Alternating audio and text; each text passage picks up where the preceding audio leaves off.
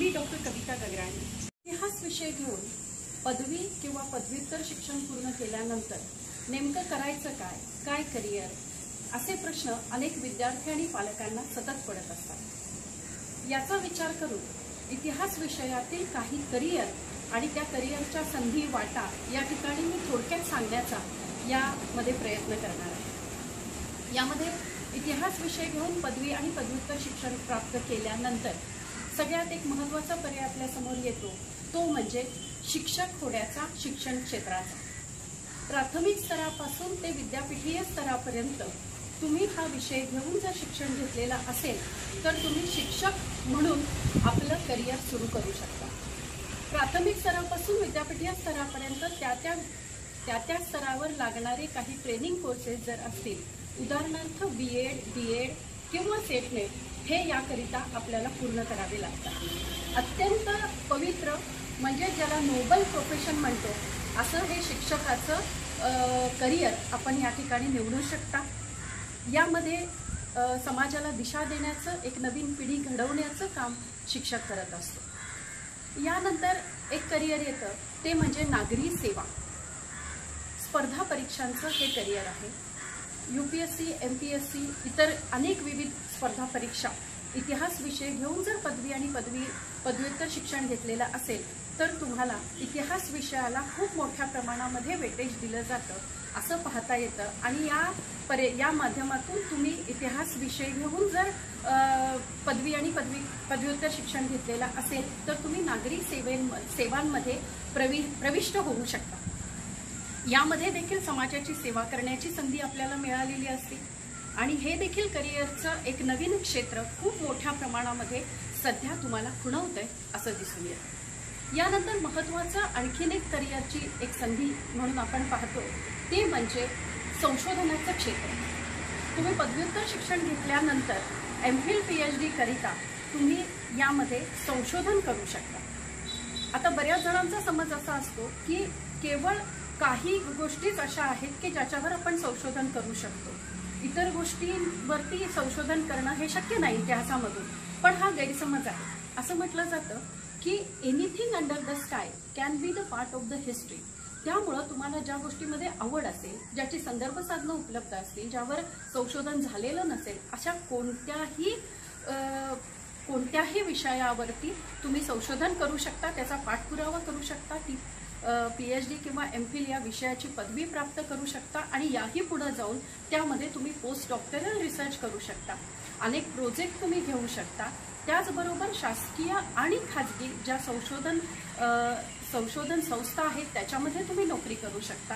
आपण अजून एक करिअरचं क्षेत्र यामध्ये पाहूया, ते म्हणजे पुरावे लेखाकार। यामध्ये शासकीय आणि खाजगी या क्षेत्रामध्ये आपल्याला करिअरच्या संधी आहेत।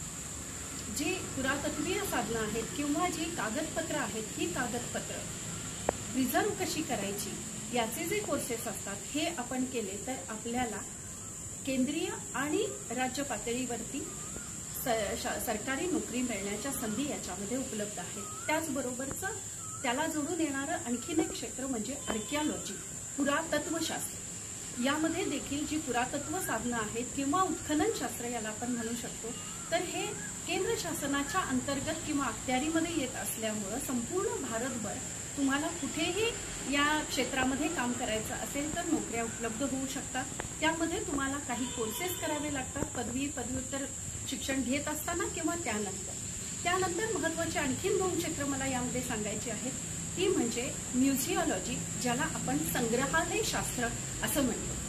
संग्रहालय शास्त्राचा कोर्स प्रमाणपत्र कोर्स केल्यानंतर किंवा पदविका प्राप्त केल्यानंतर आपल्याला खाजगी किंवा शासकीय संग्रहालयामध्ये नोकरी मिळण्याच्या, रोजगार मिळण्याच्या संधी उपलब्ध होत असतात। आणि त्याचबरोबर आजकाल अत्यंत उदयाला आलेलं, विकसित होत असणारं एक महत्त्वाचं क्षेत्र आहे आणि ते म्हणजे पर्यटन, टुरिझम ज्याला आपण म्हणतो।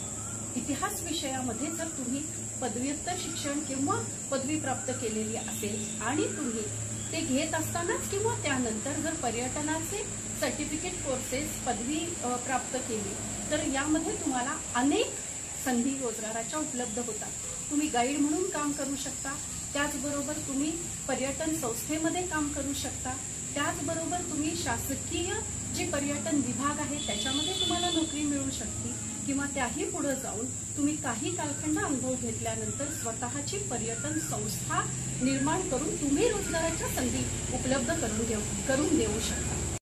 तुम्हाला जर लेखनाचं अंग असेल तर इतिहासातील विविध विषयांवरती तुम्ही वृत्तपत्रातून, वृत्तवाहिन्यांवरून, मासिकातून वेगवेगळ्या विषयांवरती लिखाण करू शकता.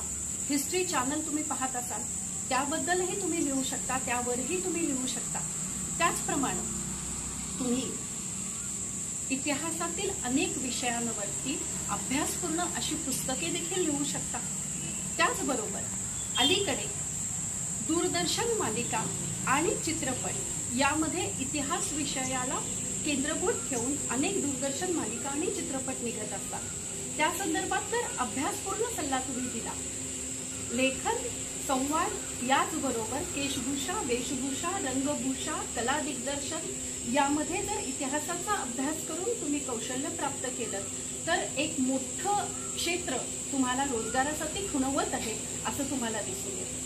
त्याचबरोबर एक महत्त्वाचं आणखीन एक क्षेत्र आहे ते म्हणजे विविध भाषा आणि विविध लिपी यामध्ये जर तुम्ही प्रावीण्य प्राप्त केलं तर तुम्हाला इतिहासकार म्हणून, इतिहास अभ्यास करणाऱ्यांना मदत म्हणून तुम्ही नवीन एक रोजगार संधी म्हणून त्याच्याकडे पाहू शकता. असं म्हटलं जातं की जितक्या भाषा इतिहासकाराला येत असतील तेवढं जास्त चांगलं, आणि म्हणून त्यानुसार अनेक देशी विदेशी भाषा तुम्ही शिकू शकता, अनेक लिपी शिकू शकता.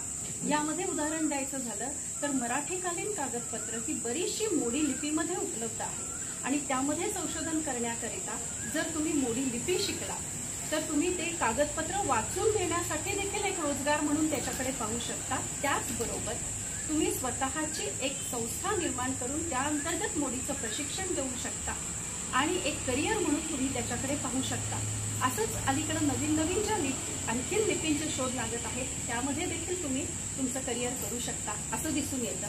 आणि त्याचबरोबर इंडोलॉजी हा जो विषय आहे म्हणजे भारतीय कला, वाङ्मय, संस्कृती आणि तत्वज्ञान यामधला जो काही पदव्युत्तर अभ्यासक्रम आहे, पदवी अभ्यासक्रम आहे, याच्यामध्ये सुद्धा जर इतिहासाचा तुमचा अभ्यास असेल किंवा मूलभूत पाया तयार असेल तर यामध्ये देखील तुम्हाला एक करिअर करण्याची महत्त्वाची संधी आहे. त्यामुळे असं म्हणू शकतो की इतिहास विषय घेऊन पदवी किंवा पदव्युत्तर शिक्षण घेतलं तर करिअरच्या खूपशा संधी आपल्याला उपलब्ध आहेत असं दिसून येतं. अर्थात इतिहास हा विषय मानवी शाखेअंतर्गत येत असल्यामुळं उत्तम माणूस घडवण्याबरोबरच या करिअरच्या संधी देखील आपल्याला उपलब्ध आहेत. स्पर्धेचं युग आहे, त्यामुळं जिद्द, चिकाटी, ध्यास, आपल्याला नेमकी काय आवड आहे याचा शोध घेऊन त्याचा पाठपुरावा करणं, हे जर केलं तर तुम्ही एक स्वतःचं असं एक वेगळं करिअर निवडून स्वतःचं एक वेगळं स्थान निर्माण करू शकता. हे अवघड निश्चित असलं तरी देखील अशक्य नाही आहे. आणि म्हणूनच मी तुम्हाला एवढंच सांगते कि कौन कहता है आसमान में छेद नहीं हो सकता, एक पत्थर को तबीयत से उछालो यारो. All the best.